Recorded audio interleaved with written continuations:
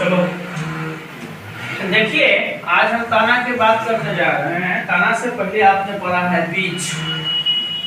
बीज से हम आपको एक चीज बता दिए थे, बीज को जैसे जमीन में हम लोग गाड़ते हैं या कोई रोपाई करते हैं तो उसको ऊपर जो भाग निकलता है उसको हम लोग बोलते हैं परांकुर, और नीचे जो भाग जाता है उसको बोलते हैं मूलांकुर।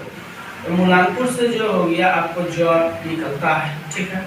परांकुर से हो गया तना, हो गया पत्तियां, हो गया फल, हो गए फूल, हो गए इत्यादि निकलता है। जमीन के ऊपर वाले भाग को हम लोग बोलते हैं शूट सिस्टम और अंदर वाले भाग को बोलते हैं रूट सिस्टम। अब इसमें देखते हैं जब जड़ हो गया, जब प्रकार हो गया, जड़ दो प्रकार के होते हैं, एक टैप रूट होती है और एक एपिफिटस रूट होती है।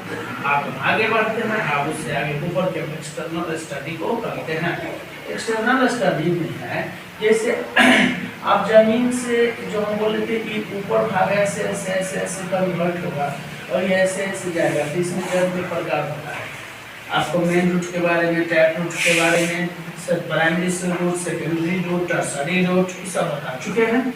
अब देखिए, जो बीज के परांकुर से यानी परांकुर से या जमीन के ऊपर, परांकुर से जमीन के ऊपर की ओर वृद्धि करता है, जमीन के ऊपर की ओर क्या करता है, वृद्धि करता है, उसे हम लोग क्या कहते हैं, तना कहते हैं। इसी पर क्या होता है, तना पे ही पत्तियां होती हैं, शाखाएं होती हैं, फूल होते हैं, फल होते हैं। समझ में आ रही है बात? वृद्धि करता है, जिस पर पत्तियां, फूल, फल, पर्व, संधि, पर्व इत्यादि बनता है उसे क्या कहते हैं, तना कहते हैं। ठीक है, यानी पौधा के जो ई मेन भाग हुआ, ई भाग जो हुआ जिसमें पत्तियां होती है, इसी को हम लोग तना बोलते हैं, स्टेम बोलते हैं। नहीं, अब इससे जब विशाल काय बनेगा तो इससे पेड़ पौधे बने तो इसको हम लोग ब्रांच कहते हैं, लेकिन तना कौन होगा, ई पार्ट होगा, आपको तना होगा। ठीक है, तना के आप देखिए, तना में संश्लेषी पदार्थों का संवहन करता है। कुछ तने भोजन संग्रह करने, सहारा तथा सुरक्षा देने का कार्य करते हैं। जिस प्रकार हमने बताया था मॉडिफिकेशन ऑफ रूट, उसी तरह हम आपको बता रहे हैं मॉडिफिकेशन ऑफ स्टेम। इसको तीन भागों में बांटा गया है। एक भूमिगत रूपांतरण, यानी उसका क्या, भूमि यानी जमीन के अंदर वाला तना, जमीन के अंदर में रहेगा।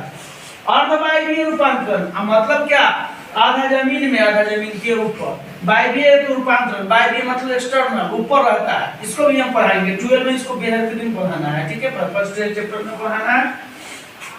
अब देखिए, भूमिगत रूपांतरण तना को कितने भागों में बांटा गया है, तो 4 भागों में। 12 की एग्जाम में पूछता है और आपको जनरल कंपटीशन की एग्जाम में भी पूछता है। आलू क्या चीज का उदाहरण है, प्याज क्या चीज का उदाहरण है, अरबी क्या चीज का उदाहरण है, हल्दी क्या चीज का उदाहरण है। तो यहाँ पर मिस्टेक नहीं करना है।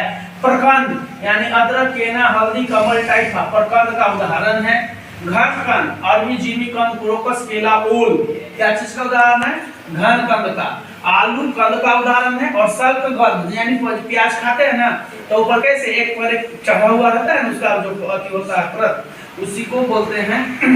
ठीक है, प्याज, लहसुन सल्क कंद का उदाहरण है। तो ये जनरल कंपटीशन के दृष्टिकोण से यह भी आई, इसको याद कर लीजिएगा, आपको 12 में भी काम देगा। ठीक है, जमीन के अंदर होने के कारण हरे नहीं होते हैं। ठीक है, सही बात है। और जड़ों के समान दिखाई देते हैं। इसमें भी पर्व, संध्या और पर्व होते हैं, अंदर में भी वो फैलने का काम करते हैं। इसमें सल्क पत्र, प्याज का जावा लोग बोलते हैं, सल्क पत्र होते हैं।